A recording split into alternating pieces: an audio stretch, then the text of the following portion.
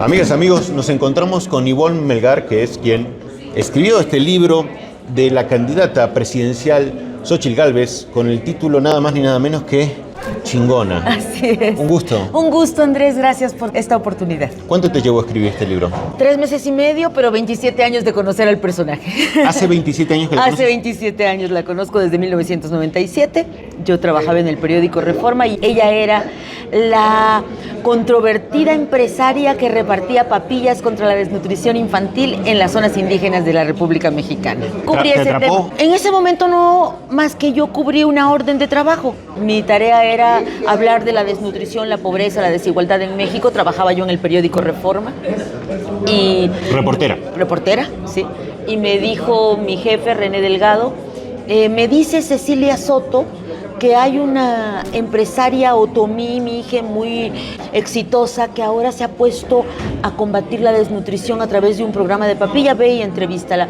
Estaba a 5 días de parir a su hijo Juan Pablo, Xóchitl Gálvez, y me llevé toda la información, publiqué la nota, y cuál es mi sorpresa que 3 años después la veo entre los nombres de quienes iban a integrar el gabinete de Vicente Fox.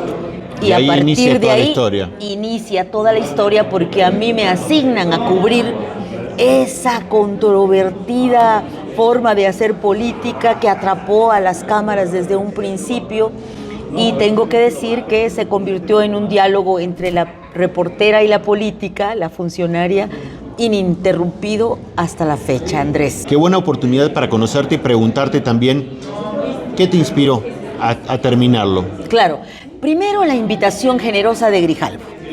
Grijalvo ve un hilo de tweets míos refiriéndome a quién era Xóchitl Gálvez y me dicen: oye, ya vimos que tú sí la conoces, ¿te interesaría hacer un libro basado en una entrevista, una semblanza? Y yo dije sí, lo pensé un poco, pero después de pensarlo dije sí, le entro, y combino entrevista y semblanza. ¿Qué me motivó periodísticamente hablando? Tú sabes, Andrés, que nosotros en este oficio siempre cuando hacemos un reportaje, una cosa de investigación profunda, tenemos una pregunta a responder o varias preguntas, pero una pregunta madre. La pregunta madre era: ¿cómo le cuento a los lectores, a los electores, a los ciudadanos que tienen derecho a saber de qué están hechos sus aspirantes a la presidencia?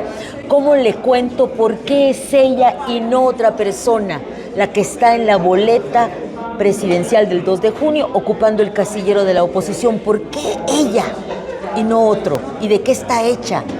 ¿Cómo hace política? ¿De dónde viene? ¿Por qué esas pretendidas y controvertidas actitudes polémicas son un estilo personal de conectarse con la gente? ¿Y por qué dejó atrás a tantos viejos lobos de mar que podían estar en la boleta? Dado el perfil tan radical que trae la candidata y según tu estudio, que la tienes seguramente como una... Cuadriculada, diría Sí, mi madre. sería como la candidata ideal de López Obrador para su continuidad. Por supuesto que sí. No tendría otra mejor. Qué bueno. Nunca nadie me había preguntado eso. Y vaya que ya tenemos, gracias a Dios y a la Virgen de Guadalupe, muchas entrevistas, pero sí, lo creo, Andrés. ¿Por qué? Porque tiene una historia que contar. Porque tiene la capacidad del revire. Porque no tiene miedo a equivocarse. Pero se le fue de las manos y le cerró la puerta. Bueno, no, y antes, aquí en el libro contamos, en el capítulo 8, Okay.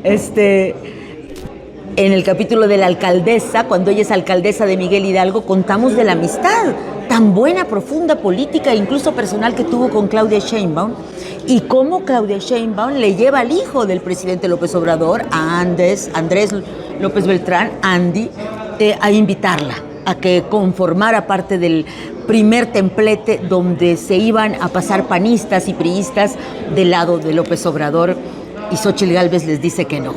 ¿Por qué les dice que no? Yo se lo pregunto, lo cuento en este libro, pero los puedo spoilear. Que lo compren el libro. Los puedo spoilear. Le dijo que no porque ella lo había conocido y cree que es una persona que no escuchaba a otros. Y ella, en su rebeldía, no iba a soportar que siempre le dijeran que no. Entonces es un libro actual, necesario para comprender este personaje, y creo que es un personaje que va a trascender en la política independientemente de lo que ocurra en esta campaña, por cualquiera de los resultados. ¿Tú crees que va a seguir siendo un referente político para México? Es una muy buena pregunta. Creo que Va a ser la imagen, Andrés, del pasado domingo en el Zócalo de la Ciudad de México y replicada esa imagen en muchas plazas de la República, la imagen que va a condensar lo que fue la resistencia democrática frente a un cambio muy profundo en México. ¿Va a alcanzar? No lo sé, para darle la vuelta. ¿Le va a dar la vuelta? Eso lo van a decidir millones de electores dentro de una semana. Lo cierto es que hubo resistencia y ella encabezó esa resistencia, inspiró, y algo que para mí es impactante hoy como observadora de personajes políticos, tengo más de 35 años en esto, es que no la quebraron.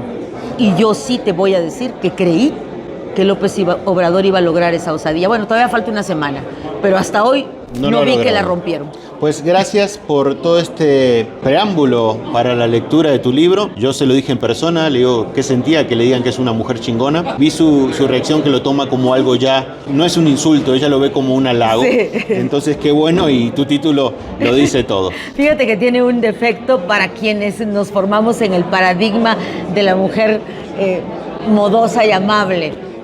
Es cero modestia. Es cero modesta, ¿no? Que decían en mis tiempos que eso estaba mal en una mujer, pero bueno. Pero cae en ella, cae simpático. Es muy simpático. Hay otros personajes que caen un poco más tienes pesado. Toda la razón, sí. Tienes toda la Muchas razón. Gracias por tu tiempo. Al contrario, Andrés, y voy a tomarme el tiempo de leer tu libro. Ojalá. Así que lo voy a... Será un honor si por favor le echan una leída. Lo pueden leer en desorden, lo que les interese, okay. No hay necesidad de leerlo en orden.